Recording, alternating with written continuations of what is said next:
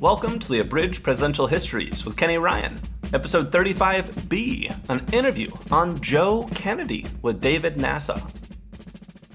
I'm excited to welcome David Nasaw to the show today. David is the Arthur M. Schlesinger Jr. Distinguished Professor of History at the City University of New York Graduate Center. He's also the author of numerous awesome biographies and books, including The Patriarch, about Joe Kennedy, which is perfect, because Joe Kennedy is who we're going to talk about today. Welcome to the show, David. Glad to be here. What inspired your interest in Joe Kennedy? You know, this is one of the, I'm embarrassed to say it, but it was not my idea. One of my colleagues at the CUNY Graduate Center was Arthur Schlesinger Jr., who was a very good friend and worked for all the Kennedys. Yeah. And I used to go to parties. My wife and I would go to parties at Arthur's house, in large part because we brought down the average age of about 30 years. So we would go to these parties, and one of the people who was always at these parties was Jean Kennedy Smith. So I got to know her. I also got to know Lauren Bacall, who trusted me at some point. She came into the party and handed me her dog and then disappeared for hours. And I walked around with this silly little dog. But I got to know Jean Kennedy Smith. And I had finished and published my biography of William Randolph Hearst, who was a big bad guy. And I treated him as fairly as I could, as justly as I could. The biographer is not God passing judgment.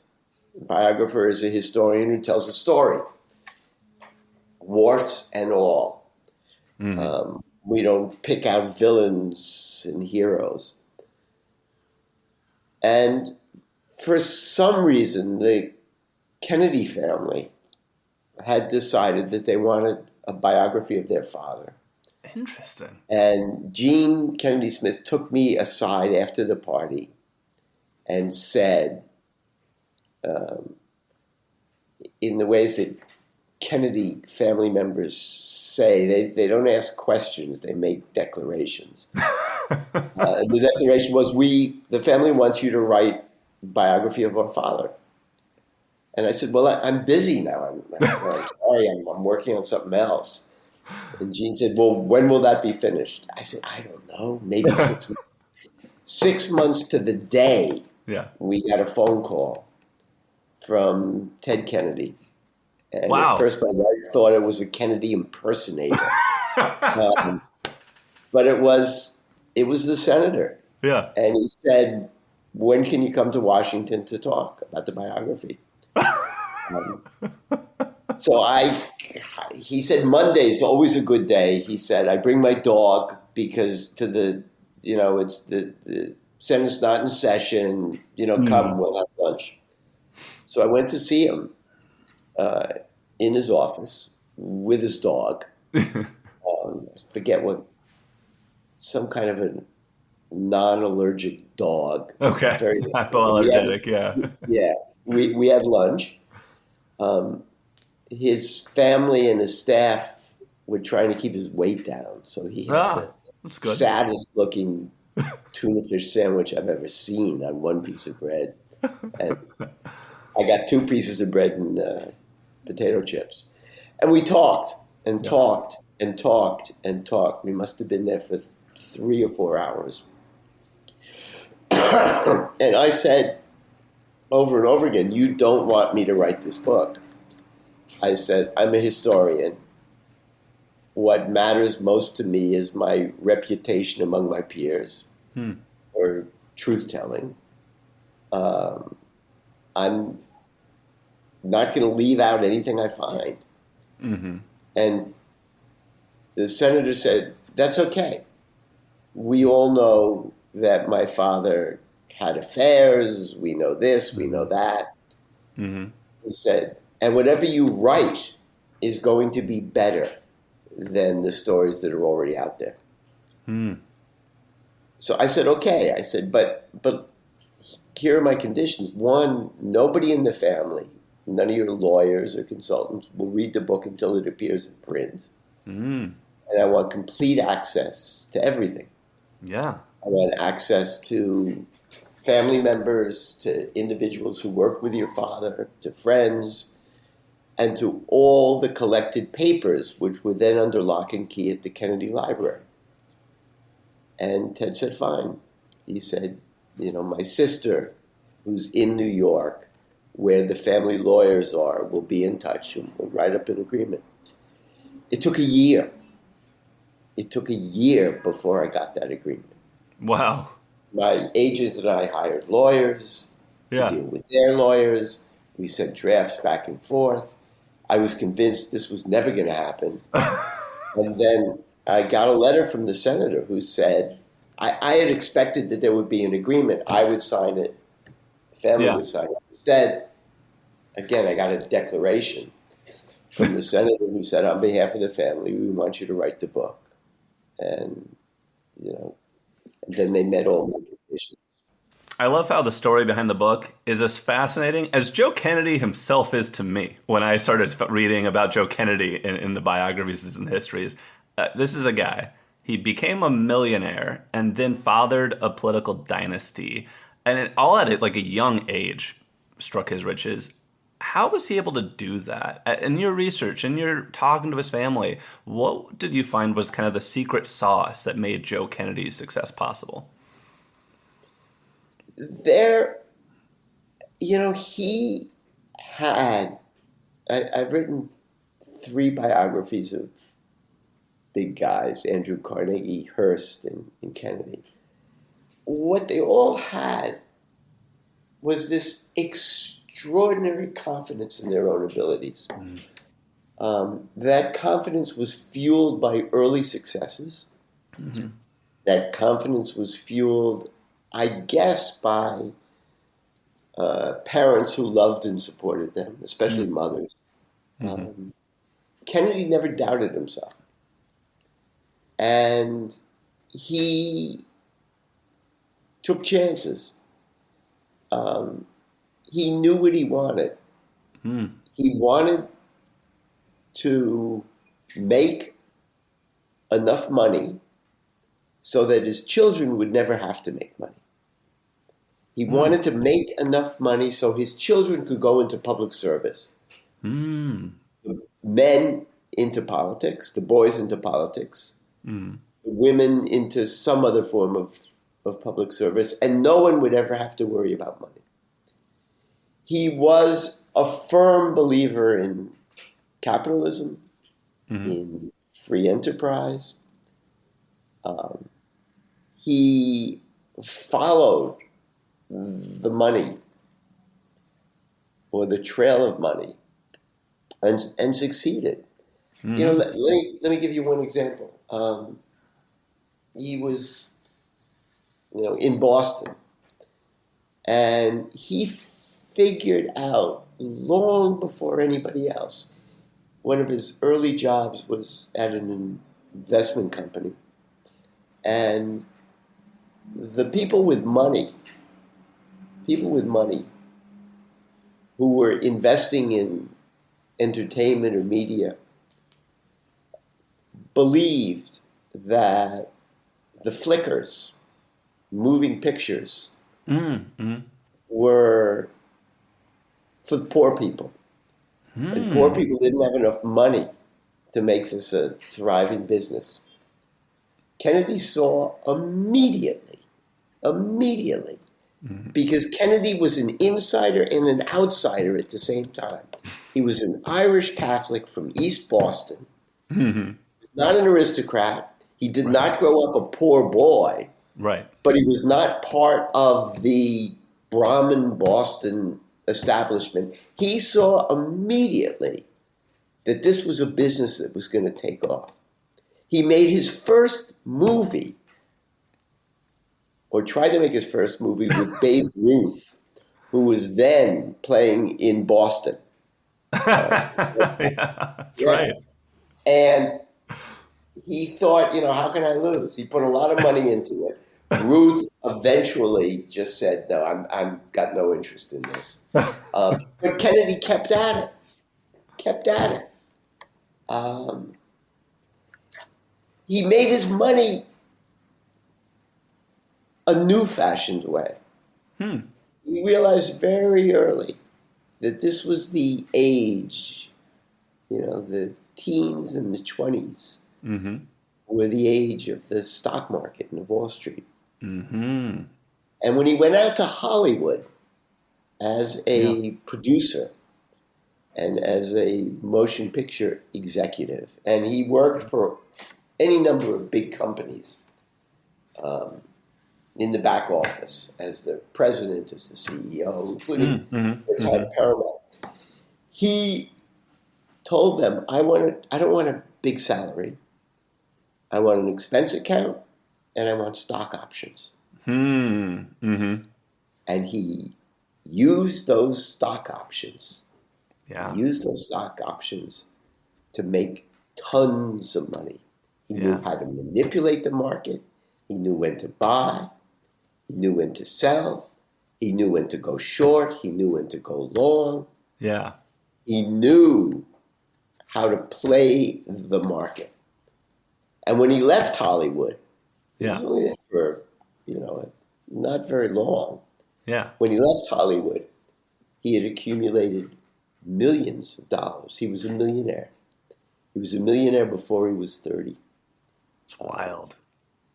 And early in his career, early in this period, before he's a millionaire, he marries Rose Fitzgerald, the eldest daughter of Boston Mayor Honey Fitz, which is a fantastic nickname. What doors did that open for Joe? And what was his marriage with Rose like as he's making all his start? Yeah, he was a go-getter. He married Rose not simply to boost his future career. He married Rose because they had so much in common. They were both Irish Catholics. They were both insider-outsiders. Yeah. Joe's father was a very prominent and important Boston politician. In some of the stories later told about Joe, they say his father was a saloon keeper. No. He owned a bank. He had real estate enterprises. He owned, oil and gas companies. And he was a very, very important, as an elected official and as the man behind the scenes, force in Boston politics. He wasn't always on the same side as Honey Fitz, but Honey's daughter Rose and Joe met when they were teenagers at a beach where the Irish Catholic politicians used to go and spend weeks during the summer. Rose was beautiful, petite, smart, educated, witty, and she just happened to be the mayor's daughter. The mayor was against the marriage, not, because Joe Kennedy's father, Pat, had been his political opponent. But once the two of them decided they wanted to get married, it was in all the papers. It was a joining of two political powerhouses. The marriage began with fanfare.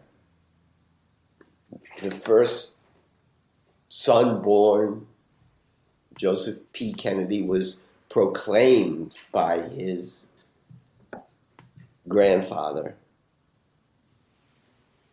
to be the next or the first Catholic president of the United States. Joe Kennedy made the decision very early that he was not going to go into politics. Politics was dirty.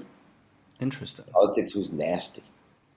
Politics meant you had to spend a lot of time shaking hands and hanging out with people you didn't want to hang out with. He wanted to go into into business, and he did go into business right out of Harvard. It was not a how can I put this? It was not a particularly. It was a long-lasting and difficult marriage. And you mentioned the affairs. You mentioned some of this. That's part of the difficult marriage. So Joe's career, as you mentioned, it kind of blasts off like a rocket. He's making millions in the stock market. He's going to get into Hollywood. He's married the mayor's daughter. But then World War I happens. What was Joe up to during the war? We got to remember a couple of things. One, Joseph Kennedy was an Irish Catholic. Yeah. He had been brought up in an Irish Catholic household, in an Irish Catholic community. He, not unlike other Irish Catholics, believed that World War I was about rescuing the British and the British Empire. Oh, interesting. From Germany. He saw a war, and again, he's not alone. As a European civil war, there are two powers. There are the Germans and there are the English. And they are fighting for supremacy, not only in Europe, but more importantly, in Africa and Asia. And to Joe Kennedy, the idea of Americans going off to fight to save the damn British, why? Why risk our riches? Why risk, our youth to do this? And he was pretty clear about that. Yeah. He was smart enough to know he wasn't going to be a draft resistor. He was going to find another way out. Yeah. First, he had children, but that didn't work. He had a former mayor who did everything he could to get him, out of the draft or exempted. Yeah. That didn't work. So he took a war job. He took a job working for a Bethlehem Steel, which was producing battleships for the war. And that got him his exemptions. It also got him to meet a lot of important people, including Franklin Roosevelt, who was Secretary of the Navy. Established a relationship as a manager. He worked really, really hard during the war, producing ships at the Four River construction plant for Bethlehem, and stayed out of the war. So it's interesting. We have Joe Kennedy. He thinks politics is dirty, and he doesn't love the Brits. So how does he wind up the ambassador to England? Yeah, it's a great story. Franklin Roosevelt had a sense of humor. we don't often think of that. Franklin Roosevelt was supported by Kennedy. Yeah. Kennedy had two important ties or connections that Roosevelt needed if he was going to win the nomination for the presidency in 1932 and defeat Hoover. One connection was with the Hollywood bigwigs and all their money. Second connection was with the Irish Catholic community. Kennedy supported Roosevelt because he was convinced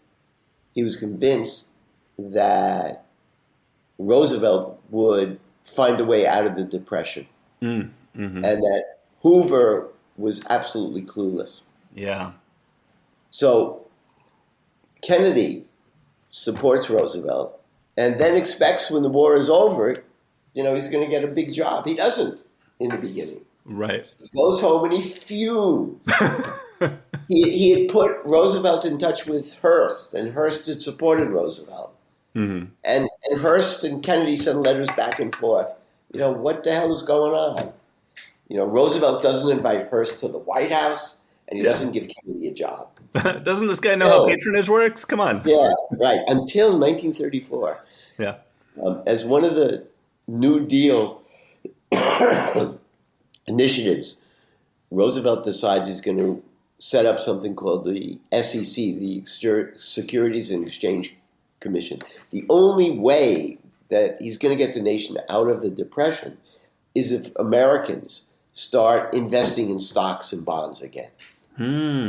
They've taken all their savings out. They're afraid of Wall Street. Wall Street had crashed. But now they got to get their money back in for the economy to start moving. Right.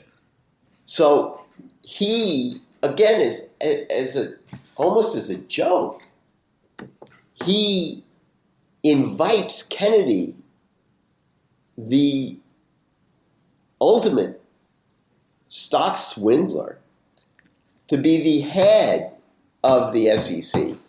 His associates in the White House said, "What, are you crazy? This is the stupidest idea." Roosevelt says, "No. Kennedy knows. Kennedy knows all the tricks. Kennedy knows where all the bodies are buried, you know." And Kennedy is absolutely brilliant as the SEC commissioner. Kennedy ends up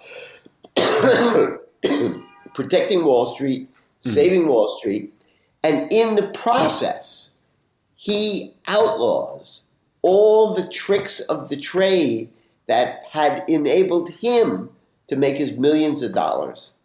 Short selling, lying in prospectuses, straight up lying, making false statements. He regulates Wall Street in a new way that wins back the confidence of the American people, and investment starts coming in again. But Kennedy, having eliminated all the methods he had used to make his fortune, from the middle 30s on, gets out of the stock market. Right. And starts investing in real estate, in oil, and in some blue chip companies. Kennedy had done a brilliant job. And then he does a second brilliant job. He becomes the chair of the Maritime Commission because Roosevelt knows war is coming and America needs ships. And then the coup de grace, Roosevelt names Kennedy as the ambassador to Great Britain, the first Irishman ever to be ambassador to Great Britain. It sent shockwaves through London, through New York, on both sides of the Atlantic. And Kennedy is brilliant. He arrives in London. The second day he's there, he goes to play golf, scores a hole-in-one. So this is the beginning of my triumph as an ambassador. Within a couple of weeks, his family arrives. He parades with his 8 children or 7 children. Joe Jr. is still at Harvard. He can't come. And he is fabulously admired and received, but for a very brief time. Because Joe Kennedy, believes that there is no way under God's name that the British are going to succeed in a war against the Germans. Remember, the Soviets are not in the war yet. Yeah. So we're talking late 1930s, war in Europe started. 39, 40, right. Yeah. Kennedy is the ambassador, and Kennedy advises Roosevelt, don't send aid to Great Britain. Wow. Don't send arms because they're going to end up in the hands of the Germans. Wow. And God forbid, don't ever imagine sending American troops. Wow. The British, Kennedy does not keep secret he is feeling. He's not like Lindbergh. Lindbergh's a Nazi lover. Right. Kennedy doesn't like the Nazis. He doesn't like Hitler. Right. Kennedy believes in capitalism and democracy. It's made him rich. It's going to make his children rich. He doesn't want, a Nazi takeover. But on the other hand, he believes that if the United States of America sends aid to Great Britain or enters the war, it will mark a return to depression that this time the United States is never going to get out of. Interesting. And he makes his views known. Yeah. And the English turn on him. Yeah. Immediately in the press, the public, they want Kennedy out of there. And after a couple of years, and after the Blitz, Kennedy wants out. Yeah. And he returns to the United States and then engages in this isolationist rant in which he gives interviews after he returns. Yeah. He gives interviews to local Boston newspapers. Then he goes out to Hollywood. And among other things, he blames the Jews. Oh, my goodness. Yeah. He says American Jews want a war. And he says this to Hollywood executives, 80% of whom are Jewish. Yeah. Yeah. It's unreal. He's going off the skids. Why? Because he is convinced now. He's operating out of fear. Out of fear that everything he's built and wants to give to his children, that American capitalism, American democracy, is going to be decimated by a war against Germany.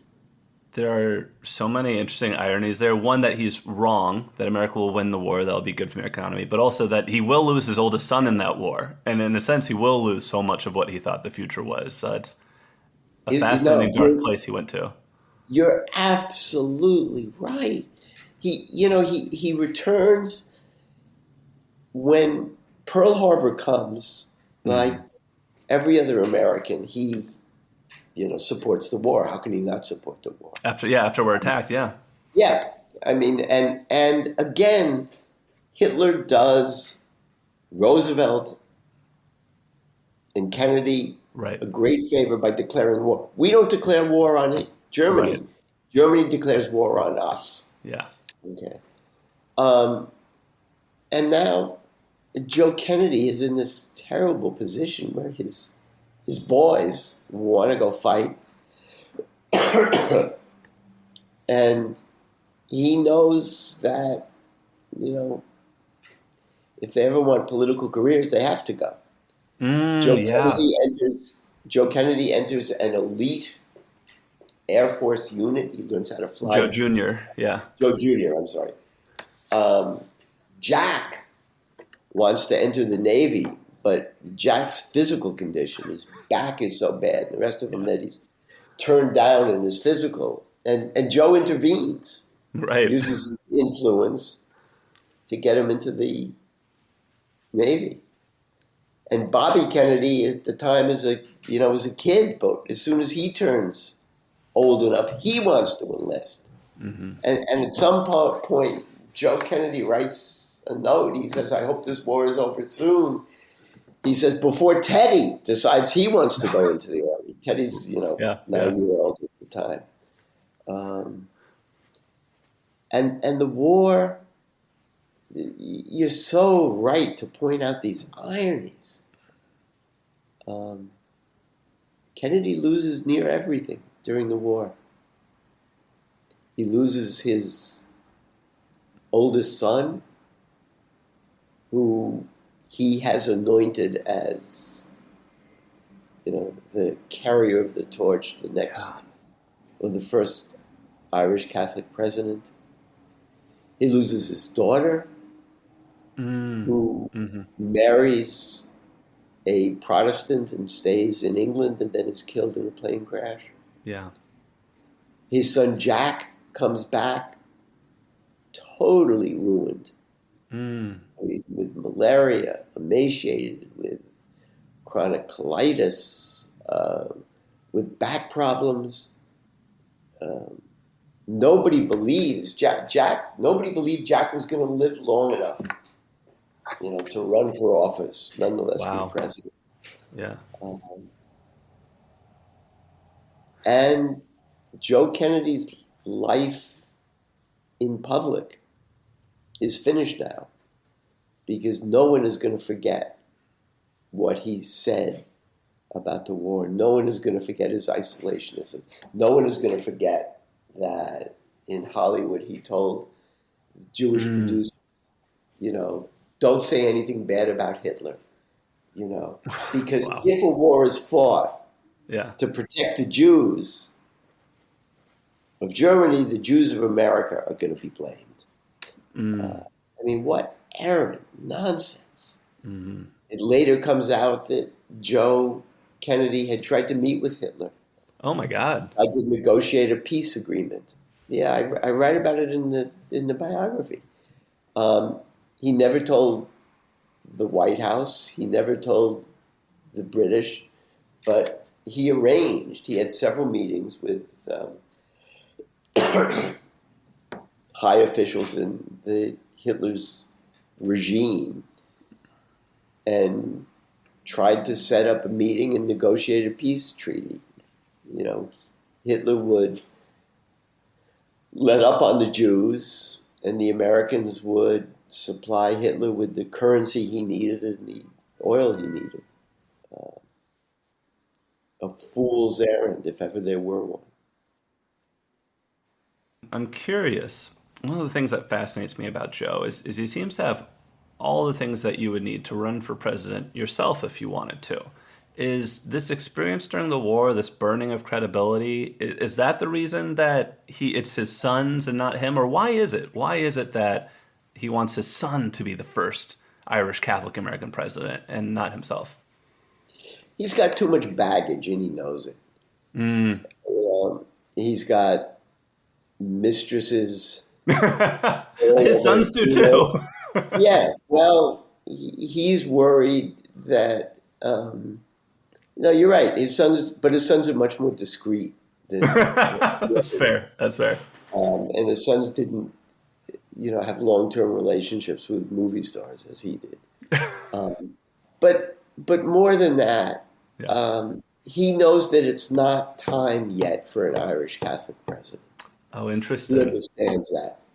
He understands that, and I don't know that he ever wants to be president. He'd much rather be the power behind the throne Yeah. than sit on the throne. And he knows that he's too outspoken. He can be too volatile. Mm-hmm. There's no one who could work a room like he could. I mean, Yeah. he would walk into a room, he would greet everybody, everybody would love him, but then the next day he would say something in the newspapers that was, that was volatile, and everybody knew about his background Right. in Hollywood and as a stock swindler. Right. Right. That probably wasn't a popular way to have made your money after the Depression. No, Yeah. So Joe would succeed in making one of his sons president, John F. Kennedy, of course, elected to the White House in 1960. How instrumental was Joe to Jack's journey? And what are some of the moments where you really see Joe put the thumb on the scale for his son? yeah. In 1946, Jack Kennedy decides to run for Congress. He decides to run for Congress from his grandfather's old district, Honey Fitz's district in Cool. Boston, Cambridge. He had no business doing that. Yeah, he had never lived in that district. Oh, wow. He had not been in Boston since he was a kid. Mm-hmm. But he didn't know what else to do with his life. He had thought he might want to be a professor, he might want to be a journalist, he might want to be a writer. Nothing had panned out. And politics, certainly on his mother's side, was the family business. So he decided to go into politics in 1946. When you look at this guy, when you look at campaign photos, it's frightening how skinny he is, how totally emaciated. You can't imagine that this guy is going to succeed. Joe moves from Palm Beach back to Boston, rents a hotel room, and essentially runs the campaign. And he's brilliant. He says to Jack, you got to run as a veteran. He said, you got to join the VFW, you got to join the American Legion. More than that, you've got to run not only as a veteran, but as a veteran whose brother was killed during the war. Wow. And whose mother is a Gold Star mother. Gold Star mother is someone who's lost a child. Right. Yeah. And then he hires, he has reprinted a New Yorker piece that John Hersey, a friend of Jack's, had written about his service in the war in the PT boat he commanded. Yeah. He has hundreds of thousands of copies made of that and distributed to everyone in the district. He sets the stage for the campaign, sets the major issues, funds the campaign.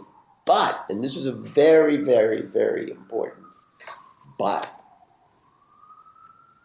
Jack Kennedy turns out to have a work ethic that no one had ever seen before that. Yeah. Joe's major problem during that campaign is to preserve Jack's health. And there are numerous letters, notes, telephone calls to Jack's major aides saying, make sure Jack eats breakfast, make sure Jack has a nap, make sure Jack doesn't climb too many stairs. Yeah. But Jack out-campaigns everyone. Yeah. He works, he's up at 5 in the morning, he campaigns from 6 in the morning to 10 o'clock at night, every night. He pulls in his family to campaign with him. The entire family shows up.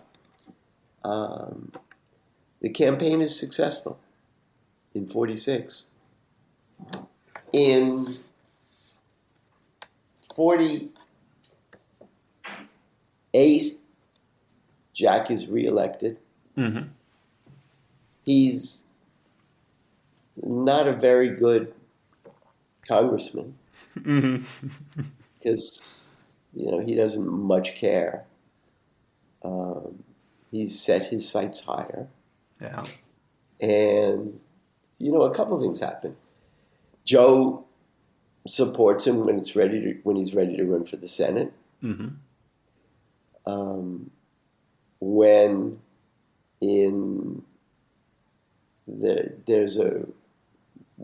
Jack decides that he's going to try to be Adlai Stevenson's vice president, Joe says, don't do it.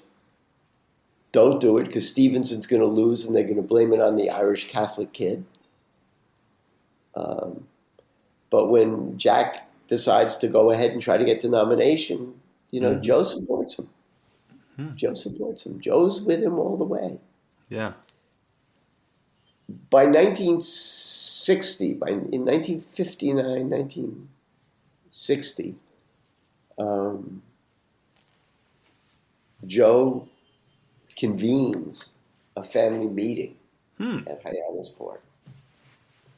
And he says, Stevenson's lost twice, but we've learned a lot about how to run a campaign.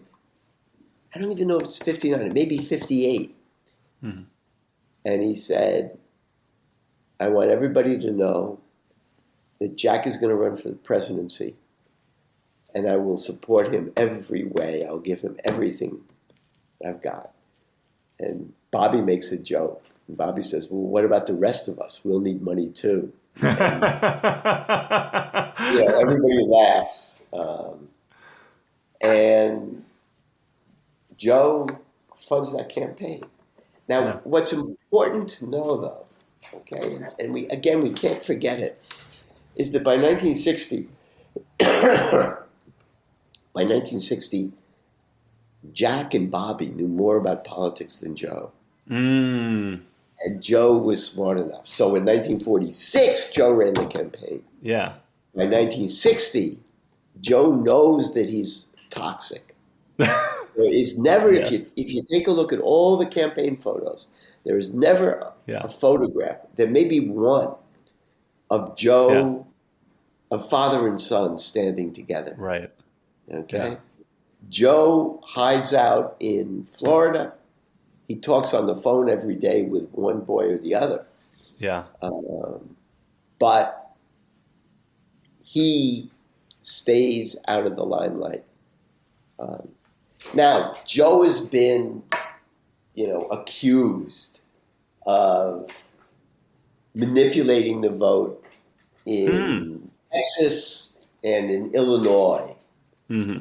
So his son wins. Well, I mean, that's just nonsense. It's nonsense. Why would Joe interfere when Mayor Daley controlled Illinois? Right. And Lyndon Johnson, Texas. Yeah. It's other guys to look at if there's Doesn't make anything any happening. Yeah. Joe's money wins the nomination for Kennedy Yeah, it does. in West Virginia because he just throws all the money in, gets all the advisors. They make a fool out of Humphrey. But when it comes time for the general election, Joe, again, stands back and lets the boys run the campaign. And they do so brilliantly again. Yeah. So in 1960, he realizes this long time dream. His son is elected in 1961, Inauguration Day. His son becomes president. And then later that year, one of the great tragedies of the story, Joe suffered a stroke that left him half paralyzed. And he died 8 years later. No, you can't make this stuff up. Yeah. You can't make this stuff up. More than that, I mean, the day of the election, election day, Joe and Kennedy's advisors and the press believed that Kennedy was going to win by a landslide. Right. Nixon was unpopular candidate. You know, he had lost the television debates.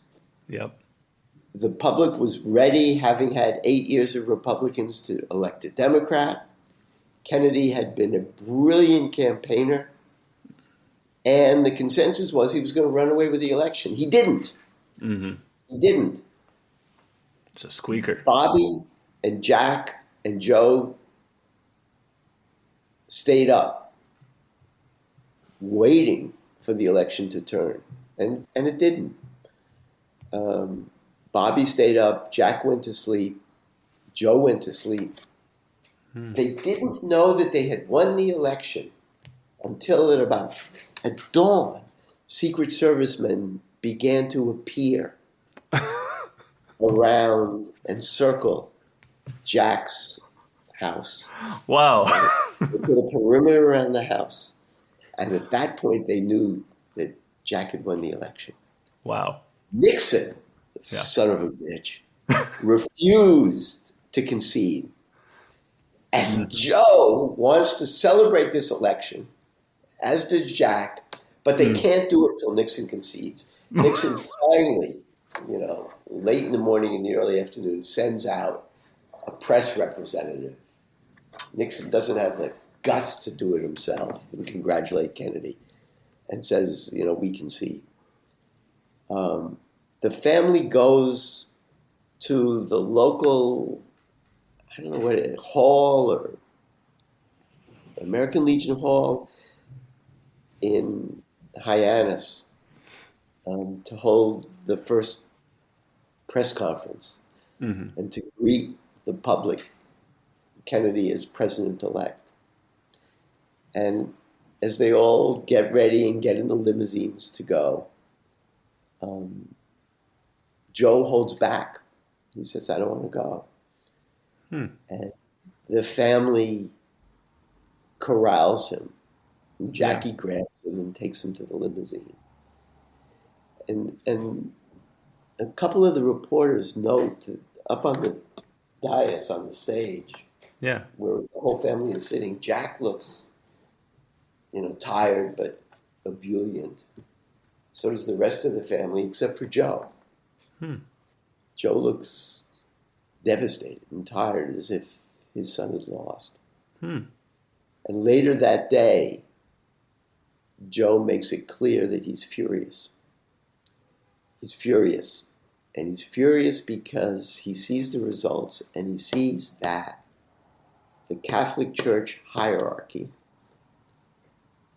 which supported Nixon, not Kennedy. Oh my gosh. Had caused the election to be as close as it was. So it split the Catholic vote? It split the Kennedy. Johnson wins a larger percentage of the Catholic vote than Kennedy did. Wow. And moreover,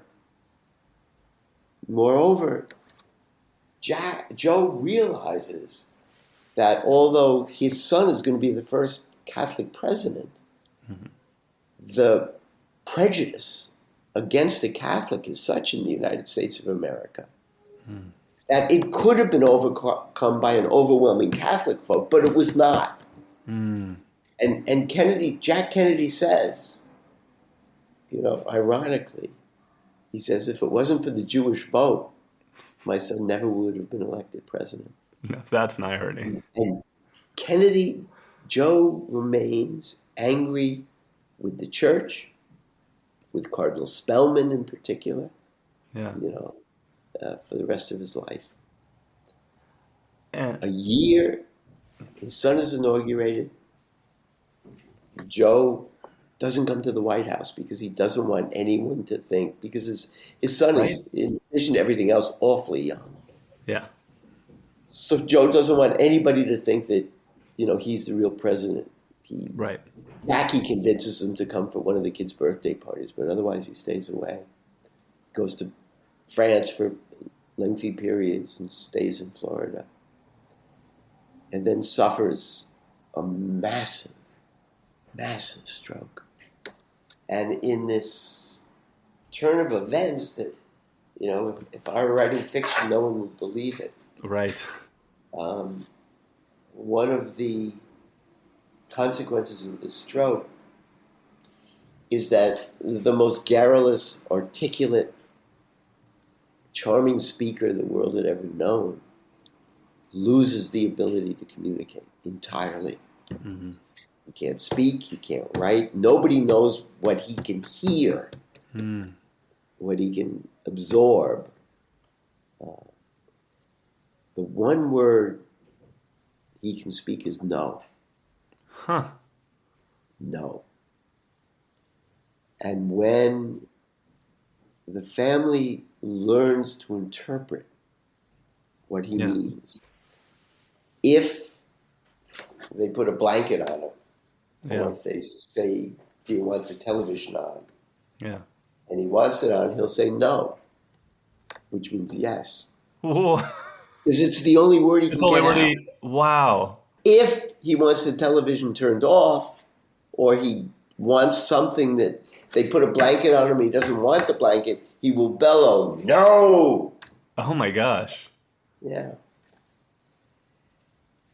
And in the beginning, there are a few moments in which, he plays cards with the Secret Service men. So he can use his hands? Yeah. He can use his one side. I think it's right side. He can use one of his hands can't walk. Right. The family tries to get him rehabilitated, but it doesn't work. He swims a little bit. Huh. Water holds him up. Yeah. And then Jack is assassinated, Yeah. and his life changes dramatically. And then Bobby is assassinated, and his life ends. So it is a frightening, horrible ending to a life with its ups and downs, but a life well lived. Do we have any sense of if he was mentally aware enough to understand the tragedies that befell his family when first Jack and then 5 years later Bobby were assassinated? Yeah, Yeah. yeah. He understood. That's horrifying. He understood. When Jack was killed, Teddy and Eunice went down to tell him before they got there. They told Rose and everybody in the family, turn off all the television sets. Get them out of the wall, because we want to tell them. And Joe complained, because he always watched television. Why isn't this set working? Why isn't this set working? Could he speak a little more now? No, but he could point. Got it. Got it. He could make known what he wanted. Got it. And Teddy and Eunice arrived the next morning. And, Ted says it was the most difficult moment of his life. Yeah. Except the next time with Bobby. Yeah. And he told his father. And his father just, at first, was silent, and then burst into tears, and he just wept and wept and wept. Wow. It's hard to imagine, isn't it? It is. It's hard to imagine. He outlived Joe and Jack and Kick, his daughter. Yeah. And a fourth child was, had been lobotomized. Right. Yeah. And was living away from the family. And then Ted had suffered this horrible air accident. So the thing that mattered most to him had been taken away. It's a tragedy unlike any other. Just the tremendous rise, the success, and then the suffering and pain at the end of it. The last question I have for you is, every parent wants to give the world to their children. Joe Kennedy did. What can we learn from the patriarch, Joe Kennedy? Look, I think in the end we learned something rather incredible. This is the only dynasty in which Joe says to his kids,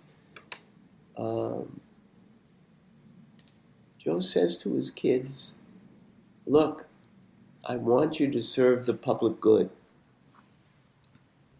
I want you to serve the public good. I don't want you to make money.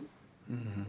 I don't want you to be bankers or brokers or entrepreneurs. I've made all this money so you can give back.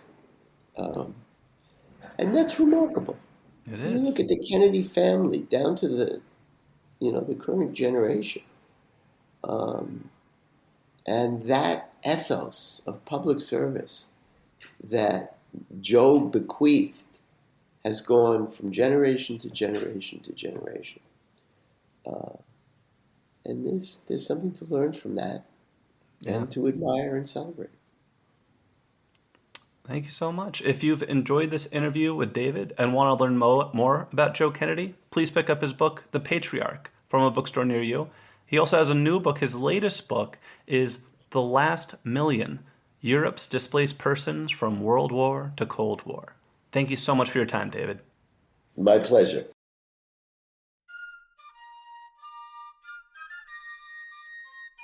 Thank you for listening to today's episode of Abridged Presidential Histories. If you enjoyed it, please subscribe, tell your friends and family about the show, and write a 5-star review on Apple Podcast.